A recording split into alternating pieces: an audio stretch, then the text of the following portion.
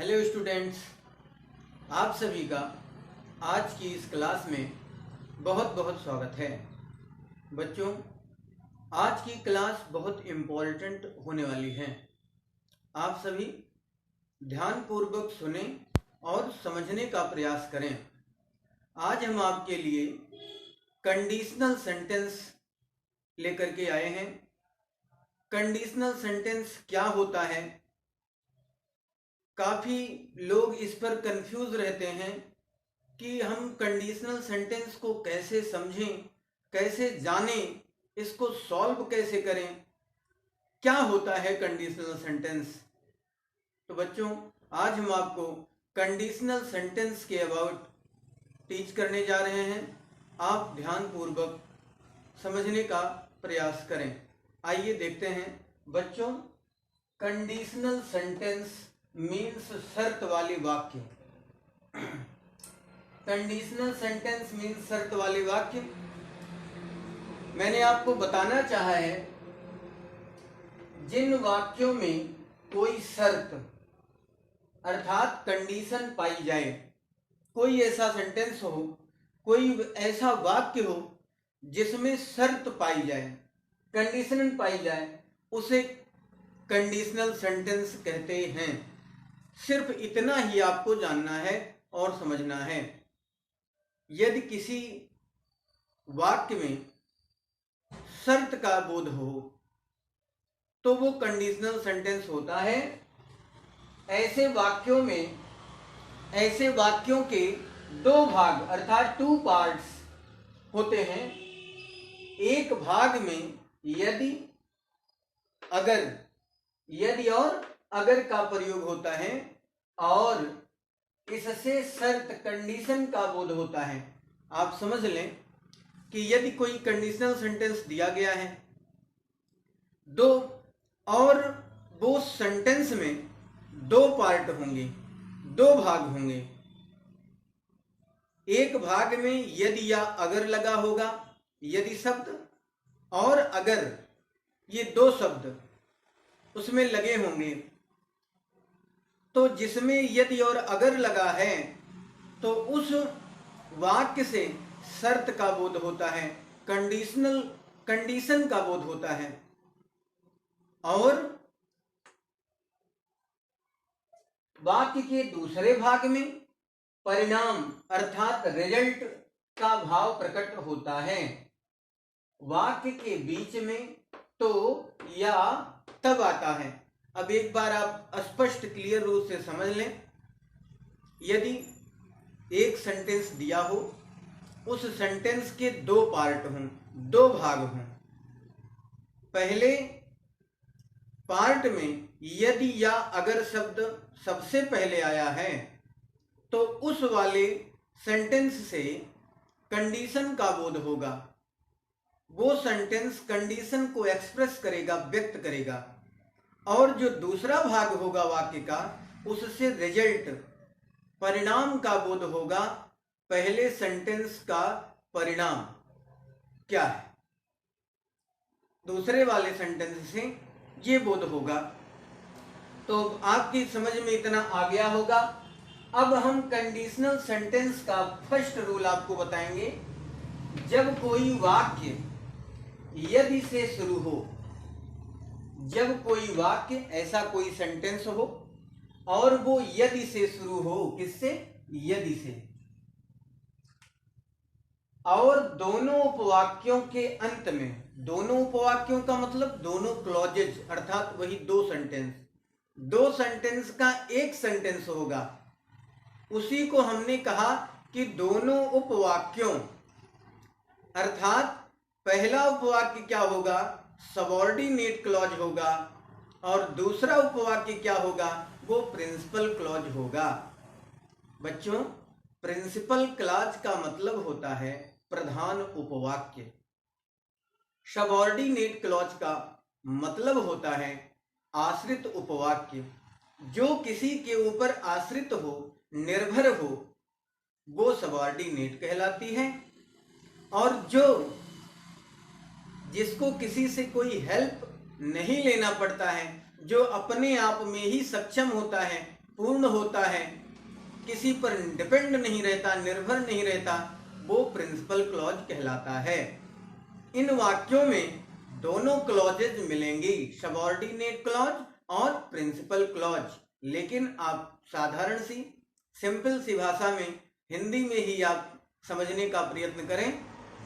तो यहाँ पर मैंने आपसे कहा कि यदि वाक्य यदि से शुरू हो और दोनों उपवाक्यों के अंत में गा गी गे लगा हो, तब यदि अर्थात इफ वाले उपवाक्य में सिंपल प्रेजेंट टेंस का प्रयोग होता है तथा दूसरा उपवाक्य सिंपल फ्यूचर टेंस में बनता है।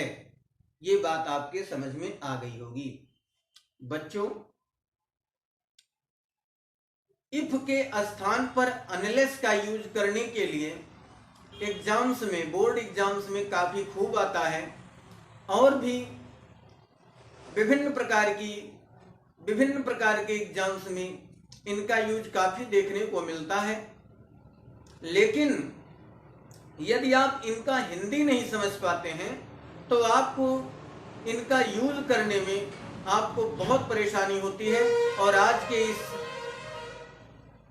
मॉडर्न युग में मोस्ट पढ़ाने के चक्कर में लोग ऐसी बातों पर गौर नहीं करते, ध्यान नहीं देते हैं। लेकिन जड़ से जानना बहुत ज़रूरी होता है। डीपली ज्ञान होना बेहद आवश्यक होता है। इसलिए इस तरीके से मैंने आपको पहले बताने का प्रयास किया। इसके बाद हम आपको इंग्लिश में इफ के स्थान पर अनलेस का यूज कैसे किया जाए हम आपको बताने का प्रयास करेंगे। पहले आप इसको समझें कि यदि हमारा फर्स्ट सेंटेंस इफ से स्टार्ट होता है, अर्थात यदि से स्टार्ट होता है, तो उसका ट्रांसलेट हम फ्यूचर इंडेफिनिट टेंस में करते हैं और दूसरे उपवाक्य का अनुवाद सिंपल फ्यूचर में करते हैं। एक बार पुनः समझेंगे। जब कोई वाक्य यदि से शुरू हो और दोनों उपवाक्यों के अंत में क्या आया हो, गा गी गे, और तब यदि इफ वाले उपवाक्य में सिंपल प्रेजेंट टेंस का प्रयोग होता है तथा दूसरे उपवाक्य में सिंपल फ्यूचर टेंस का प्रयोग किया जाता है। तो बच्चों, आपकी ये समझ में आ गया होगा। अब आप सेंटेंस को समझें कि रूल है, यदि सेंटेंस मान लीजिए इफ से शुरू हो और दोनों वाक्यों के अंत में गा गी गे शब्द आया हो, तो पहले वाक्य का अनुवाद प्रेजेंट इंडेफिनिट में करना है और दूसरे वाक्य का अनुवाद फ्यूचर इंडेफिनिट में करना है, अर्थात सिंपल फ्यूचर में करना है। सेंटेंस से आप देखें, लिखा है कि यदि तुम परिश्रम करोगे तो तुम सफलता पाओगे। अब यहाँ पर एक सेंटेंस यहाँ से लेकर के यहाँ तक हो गया, दूसरा सेंटेंस यहाँ से यहाँ तक हो गया। दोनों सेंटेंसों के लास्ट में गा शब्द आया है, इधर भी और इधर भी, आप देख पा रहे होंगे।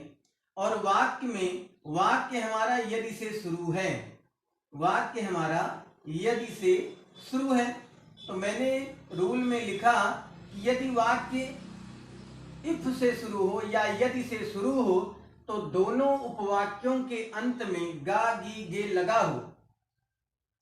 यदि वाक्य इफ से शुरू हो और दोनों उपवाक्यों के अंत में गा गी गे हो तो इफ वाले उपवाक्य में सिंपल प्रेजेंट टेंस का प्रयोग करेंगे और दूसरे सेंटेंस में सिंपल फ्यूचर का यूज करेंगे।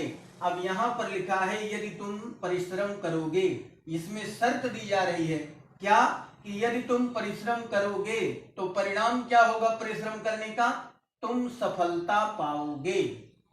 यदि तुम परिश्रम करोगे, ये शर्त हो गई, तो उस शर्त का परिणाम क्या निकलेगा, तुम सफलता पाओगे, यही उसका रिजल्ट निकलेगा। तो यहां पर हम यदि का इफ लिखेंगे, इफ और इसका ट्रांसलेट प्रेजेंट इंडेफिनिट में करेंगे। यहां पर यू हमारा प्लूरल सब्जेक्ट है और प्रेजेंट इंडेफिनिट टेंस के पॉजिटिव सेंटेंस में हम वर्ब की प्लूरल सब्जेक्ट के साथ वर्ब की फर्स्ट फॉर्म का यूज करते हैं और सिंगुलर सब्जेक्ट के साथ वर्ब की फर्स्ट फॉर्म में यस या यस लगा देते हैं। तो यहां पर if you worked, if you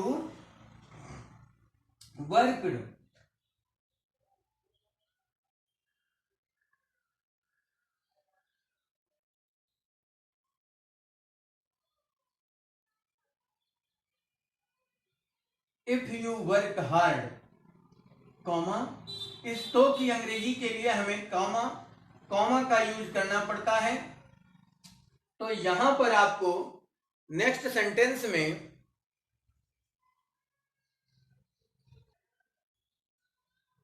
तो if you worked hard, if you work hard, यदि तुम परिश्रम करोगे तो तुम सफलता पाओगे। यहां पर हमने तो की अंग्रेजी के लिए कॉमा यूज किया और हमारा सब्जेक्ट है यू, तुम। अब इसका ट्रांसलेट हमें फ्यूचर इंडेफिनिट अर्थात सिंपल फ्यूचर में करना है। तो यू के साथ जो हेल्पिंग वर्ब यूज होगी सिंपल फ्यूचर की, वो विल यूज होगी। यू विल, और गेट इसके साथ वर्ब की फर्स्ट फॉर्म आती है। तो गेट मीन्स पाना, success.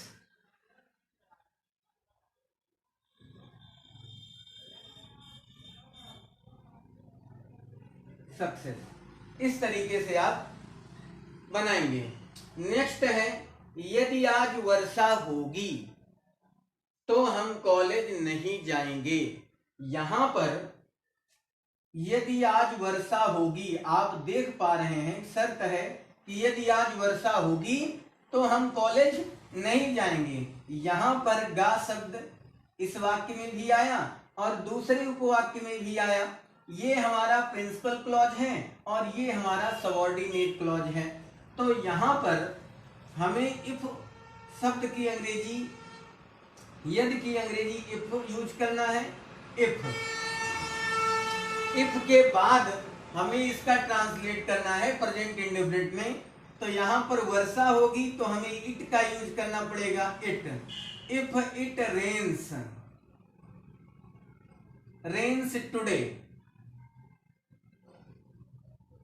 If it rains today, rain means वर्षा होना और बरसात के लिए हम सब्जेक्ट इट का यूज करते हैं। If it rains, it similar है और हमें इसे प्रेजेंट इंडेफिनिट में बनाना है, इसलिए हमने रेन में यस लगा दिया।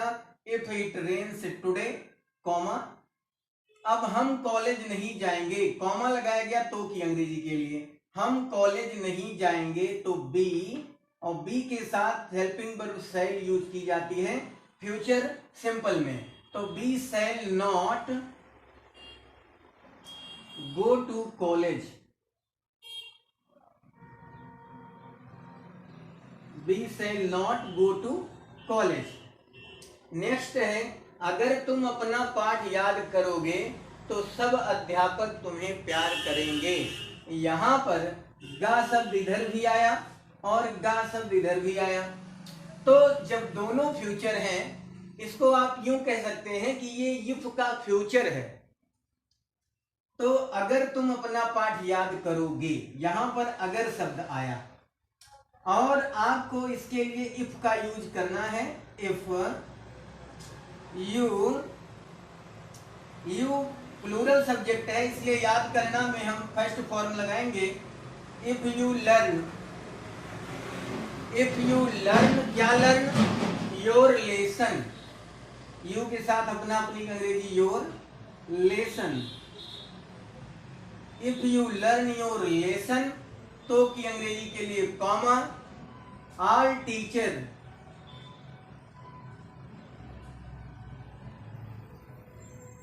Teachers will love you. यदि तुम अपना लेसन याद करोगे तो सभी अध्यापक तुम्हें प्यार करेंगे। नेक्स्ट है यदि सुधा दिल्ली जाएगी तो वह लाल किला देखेगी। यहां पर गा शब्द इधर भी आया और इधर भी आया। दोनों सेंटेंसों में, दोनों उपवाक्यों में गा गी गे जब शब्द आता है तो पहले का अनुवाद, पहले सेंटेंस का अनुवाद प्रेजेंट इंडेफिनिट में और दूसरे सेंटेंस का अनुवाद फ्यूचर इंडेफिनिट में किया जाता है। जैसे यदि सुधा दिल्ली जाएगी, तो यहाँ पर शर्त है कि यदि सुधा दिल्ली जाएगी तो क्या करेगी? तो लाल किला देखेगी, शर्त है। दिल्ली जाएगी तभी देख पाएगी, नहीं जाएगी तो नहीं देख पाएगी। नेक्स्ट है, इसको देखेंगे, यहां पर लिखेंगे इफ सुधा सिंगुलर है, इसका ट्रांसलेट हमें प्रेजेंट सिंपल में करना है। तो if Sudha goes to Delhi, तो के लिए कॉमा, वह लाल किला देखेगी तो सी, क्योंकि ये गर्ल है तो सी विल सी या visit, she will visit the Red Fort. The Red Fort means Lal Qila. She will visit the Red Fort. Next है, अगर तुम सत्य बोलोगे तो तुम्हें इनाम मिलेगा। ये आप ऐसे ही सुन लें, क्योंकि आप स्क्रीन पर आपको नहीं दिख रहा है, ये ज़्यादा नीचे लिख दिया है मैंने और बोर्ड पर ये सेट नहीं हो पा रहा है। तो अगर तुम सत्य बोलोगे, तो यहाँ पर अगर आया है इसलिए इफ का यूज करेंगे। If you speak true, if you speak, if यहाँ पर अगर के लिए यूज किया गया और तुम हमारा प्लूरल है, बोलना के लिए हमने स्पीक यूज किया। इफ यू स्पीक क्या? ट्रू। ट्रू मीन्स सत्य, तो की अंग्रेजी के लिए कॉमा, तो तुम्हें इनाम मिलेगा। तो यू विल विन क्या? Prize. You will win the prize if you speak true. यदि आप सत्य बोलेंगे तो आपको इनाम मिलेगा। तो बच्चों, इस तरीके से कंडीशनल सेंटेंस का आपको ट्रांसलेट करना पहले आना चाहिए, तब आप कहीं पर भी ये इंग्लिश में अगर लिखा होगा, जैसे मान लीजिए लिखा हो कहीं पर if you work hard you will get success, मान लीजिए, सपोज कीजिए कि ऐसा सेंटेंस लिखा हो और हम कहें कि आप इसका हिंदी मीन बताओ कि इसका क्या मीन होगा, तो आपको बहुत प्रॉब्लम होगी इसका ट्रांसलेट करना हिंदी में। तो यदि आप हिंदी में इसको समझे रहेंगे पहले से, जैसे आज ये पढ़ाया गया आपको बताया जा रहा है, तो आप इसको कहीं भी ऐसे इंग्लिश में लिखा रहेगा तो आप आराम से इसका हिंदी मीन निकाल पाएंगे और आसानी से इसको समझ पाएंगे, क्योंकि इसकी कई कैटेगरीज हैं, इफ के कई कंडीशंस हैं और इसके कई रूल भी हैं। तो हमने आपको ये पहला रूल आज यहाँ पर कवर किया। मैं आगे सेकंड रूल आपको अभी जस्ट आपको बताने का प्रयास करूंगा। आप बने रहें हमारे साथ और समझते रहिए, इसको आप तब तक नोट करें।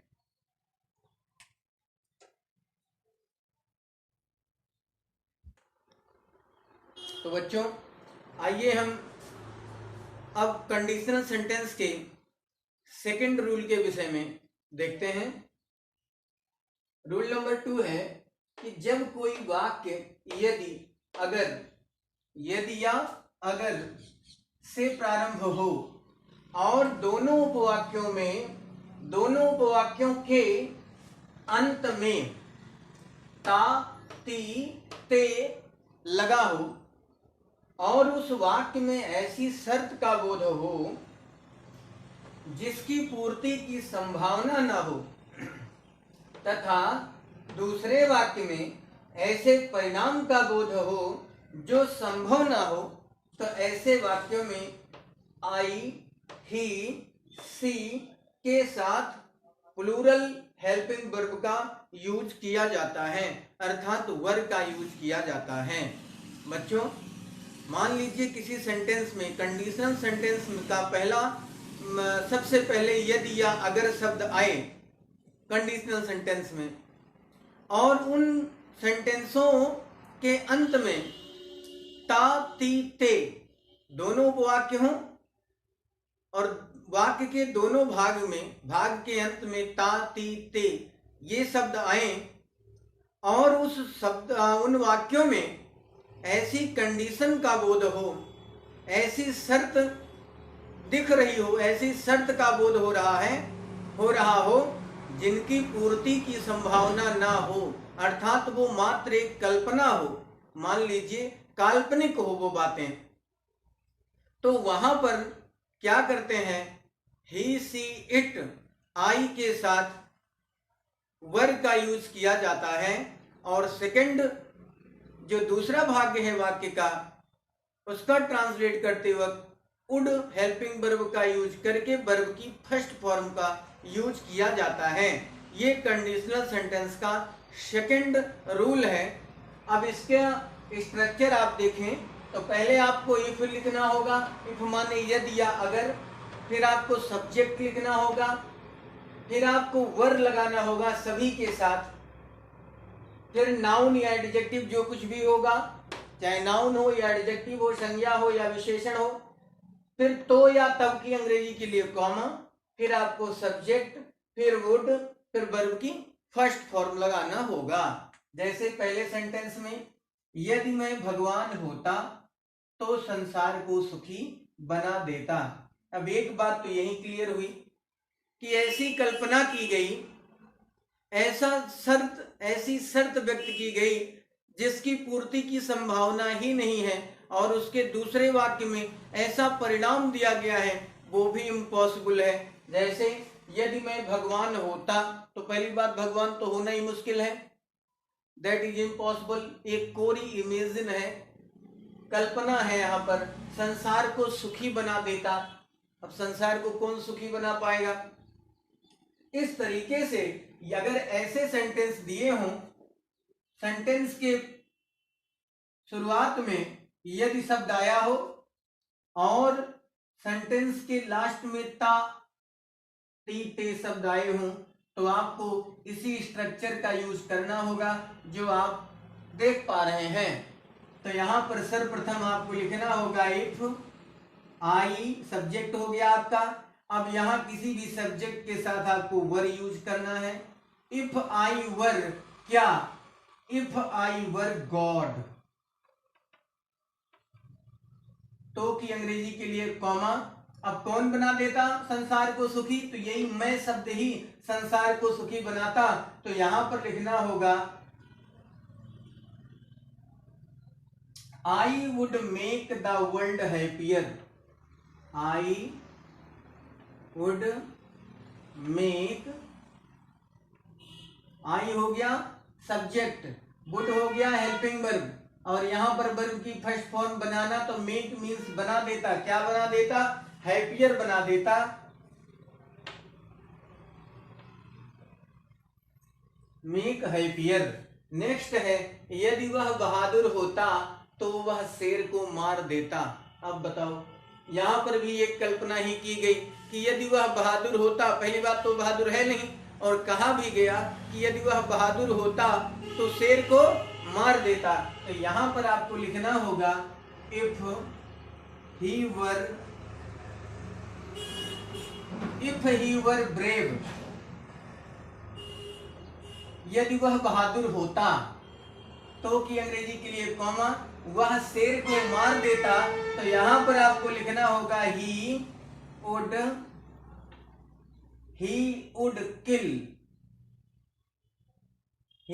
Kill the lion,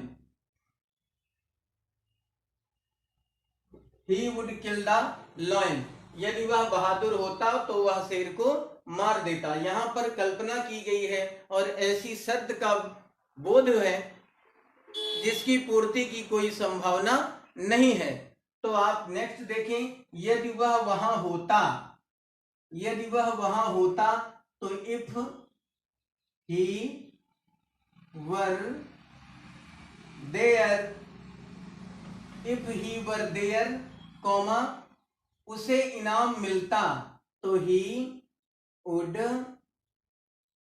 gate prize,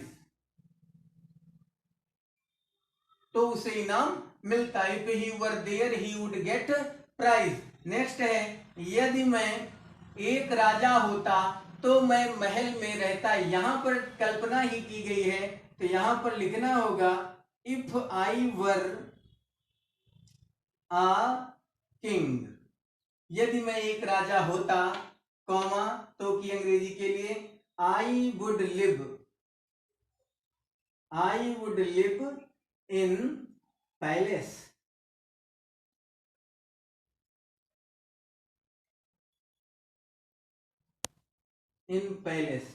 तो मैं महल में रहता। नेक्स्ट है, यदि रागिनी सुंदर होती, तो इफ रागिनी, कल्पना की जा रही है और ऐसी शर्त का बोध हो रहा है कि यदि वह सुंदर होती, यदि रागिनी सुंदर होती, तो इफ रागिनी वर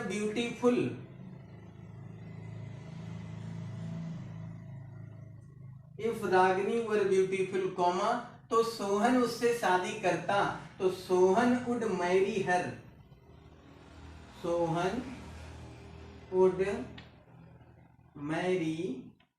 हर। तो बच्चों, इस तरीके से ये कंडीशनल सेंटेंस का सेकेंड रूल आपको बताया गया, जहां पर इमेजिन की जाए, कल्पना की जाए, या ऐसी शर्त का बोध हो जिस शर्त की पूर्ति की संभावना ना हो, और दूसरे वाक्य से ऐसे परिणाम का बोध हो जिसका भी पूर्ण होना संभव ना हो, तो वहां पर ही, सी, इट, आई हेल्पिंग वर्ब के साथ वर्ब का यूज किया जाता है। दूसरे वाक्य में वुड और वर्ब की फर्स्ट फॉर्म आती है। तो ये कंडीशनल सेंटेंस का सेकंड रूल था। आशा करता हूं कि ये दोनों रूल आपके समझ में आए होंगे। आप इनका गहन डीपली अध्ययन करें, स्टडी करें। नेक्स्ट रूल में हम आपको अगले वीडियो में मिलेंगे। तो आज का वीडियो यहीं तक। यदि आप मेरे चैनल पर नए हैं, जो कोई भी आप इस मेरे वीडियो को देख रहे हैं, तो आप मेरे चैनल को सब्सक्राइब करें, बेल आइकन को प्रेस करें, वीडियो को लाइक करें और शेयर करें। Thanks for watching.